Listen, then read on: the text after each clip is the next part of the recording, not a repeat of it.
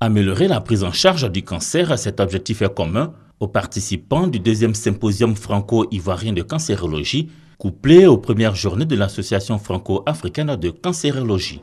Le rendez-vous d'Abidjan, axé sur les innovations en cancérologie et leur accessibilité aux patients de Côte d'Ivoire et d'autres pays africains, est le moment pour les praticiens ivoiriens, africains et français de raffermir leur collaboration. Aucun oncologue ne peut prétendre soigner et guérir un cancer tout seul. Chaque spécialité est incontournable, ainsi que tous les agents de santé et toute la communauté. Mais on a besoin de moyens. La cancérologie, la médecine a besoin de moyens, les patients ont besoin de moyens. On est dans des situations de vulnérabilité et nous, les gens bien portants, potentiellement aussi malades, à cette période de notre vie, on se doit de les aider, de les soutenir. Et c'est pour cela que notre cause commune aujourd'hui, elle a un sens humain.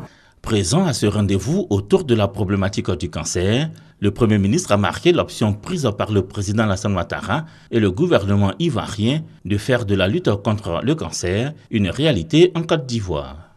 Mesdames et messieurs, je puis vous l'affirmer, le gouvernement ivoirien s'engage à vos côtés. D'ici peu, nous poserons la première pierre du premier centre de radiothérapie au CHU de Cocody.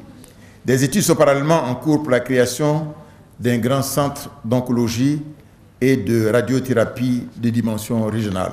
Chaque année, le cancer touche 7 600 000 personnes dans le monde.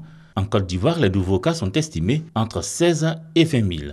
Pour eux, comme pour plusieurs autres personnes, le rendez-vous d'Abidjan qui met en exergue, entre autres points, les avancées dans la prévention et les innovations dans les diagnostics vient faciliter le traitement, voire la guérison.